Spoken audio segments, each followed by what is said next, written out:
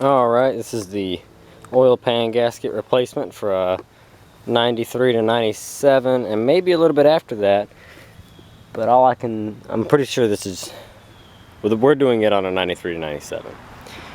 This is the 1.8. It's pretty much the same for the 1.6. The blocks are cast the same.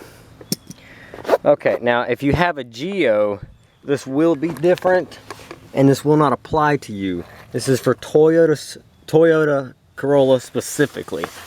The Geo has a extra it's like a bar that's in the way you have to remove. But on the Toyotas, the first thing is this plastic shield that covers half of the oil pan. There's a 10mm bolt behind the passenger wheel. It'd go right up there. Remove it so that the plastic hangs down so that you can pull it back. Focus, yeah. So that you can pull it back out of your way and gain access to the oil pan. A little crooked, but here it is. I'm using my old container of oil with a hole cut in the top to drain. I'm gonna remove my little mini tripod real quick. There we go. So there's a hole cut in it.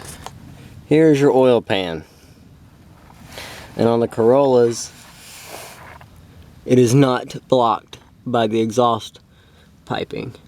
On the Geos, it is, and is also, there's a brace in the way that has to be removed. But on Toyotas specifically, it is clear all the way around.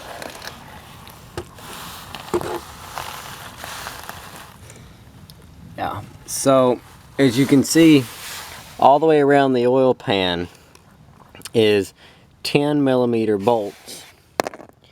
So I have a 10, and what we're going to do is we're going to go ahead while this is finishing draining the oil. Yeah, don't forget you need to drain out the oil or you're going to have a very big mess in your driveway. But for this purpose, I think it's a socket to go on. There it goes. We're going to go ahead and remove all of these, or we're going to remove every other bolt that's on the pan. So we're going to remove this one, not this one, not this one, and so forth, all the way around until every other bolt is gone. And by that time the pan should be pretty much done dripping, and then we can drop the whole thing. And we're going to put the plug back in before we take the pan all the way off the car. So let's go ahead and get most of these bolts off. So I've went ahead and let it drip till it stopped, put the plug back in it, and now as you can see up here, I removed all my bolts. So now I'll just get you if you have one, a rubber mallet, and tap the pan in the corners very softly so that it doesn't bend it. If it doesn't just start to fall right off, which this one is stuck. So it's going to take some hammering, maybe a screwdriver to chisel it a little bit, but we'll get it off. So then the next step. So get the pan off. Bam! Here's the pan. And here's a little trick if the pan won't come off. First you get oil all over your hands if you just took your gloves off. What I have here is you can take the drain pan, the bolt for the plug, the drain pan plug bolt screw thing. Take it out, get you like a ratchet, or not a ratchet. That just got oil all over me, hold on. Yeah, you can get a wrench or an adjustable crescent wrench like I did and screw it in there. Not really tight, just tighten it in. And then now you've got this to pull and pry on to use the leverage, because this is the strongest point of the pan. And then it'll come out. And what we found when it came out is not good. If this stupid son of a bitch will stand up. Inside there is metal and more metal It's a little dented, but that's to be expected. But the metal is what seriously concerns me. So after seeing that, we went ahead and I've pulled the sump pump from the engine, and as you can see, it's got metal in it, and you can't really see through it either. It's pretty clogged up, especially on this back side. So we're gonna clean that up too and see if we can't get this motor to build some more oil pressure. So now this is, you don't have to clean it out. You can just go ahead and replace the gasket, which we are gonna do, but not yet. I'm gonna take the time to clean the strainer and the pan out. And in case you're wondering what to use, brakes parts cleaner works really well. I buy this stuff religiously because there's just so much you can do with brakes parts cleaner. I've got this brand and ZEP, a full can of the other brand. So we're gonna use these two, and I'm gonna clean the strainer and the pan inside with this, and then we're gonna let it dry. So get to spraying. Now the strainer's still drying, but it's about done. I mean, not the strainer, the pan. The strainer's pretty much done. It's all cleaned out now. See how you can see light through it now? Yeah. Blew both ends out all the way. There's no more nasty carbon or anything in there. It's good to go. So we're going to go ahead and reinstall the strainer and then the shield, and hopefully by then the pan will be done and we can silicone the pan up with a new gasket on there. And then yeah, now surprisingly, unless the old gasket is stuck to the motor, there wasn't much of one left. So hopefully we got to get the old one, or we have to get the old one off the motor now, because it didn't come off. So that's what happens when you use so much silicone, which is what we're gonna do again. Alrighty, the strainer cleaned, reinstalled, and then don't forget the shield. There's like a little splash shield in here that has 410s on it. And keep in mind, everything we've removed today has been 10mm bolts. And they're all the same, so it doesn't matter if you use one for one thing and one for another. They're all the same length. That's reinstalled. The strainer goes in first.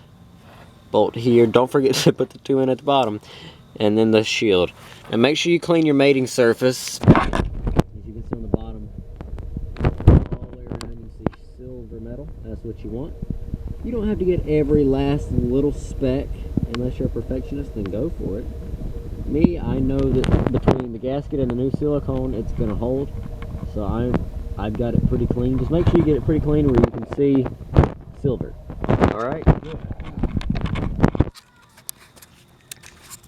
I've cleaned the pan again and used paper towels to make sure you've gotten any little foreign contaminants, maybe a little couple pieces you missed. First, make sure there's no silicone or nothing that'll get caught in the strainer and stop it up. And I'm using the blue RTV silicone made by Permatex, and I like the blue better than the red. The red always comes out watery for some reason. And here is the new oil pan gasket. If I can open it. All right, we'll just.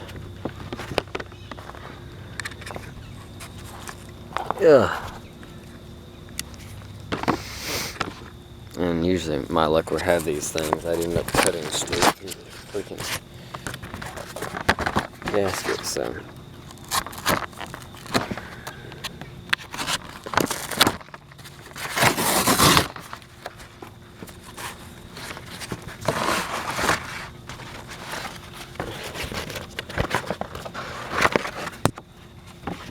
now the only one optional for me through any of my local parts stores, yeah, it's not the rubber one, it's the composite material. It's cork board.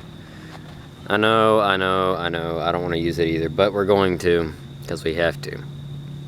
But we're going to use the new gasket and some RTV blue Permatex silicone. a little layer on both sides of the gasket, slap it on the pan, and then bam, we are in business. Now, I guess it doesn't technically matter which side goes to what, but they didn't include any paper saying so. Importante,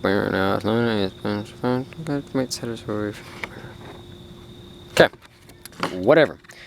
We're gonna install this bad boy.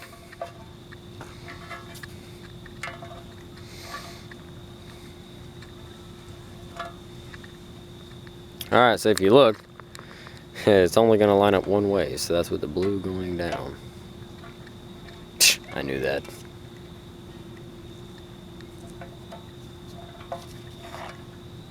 Yep.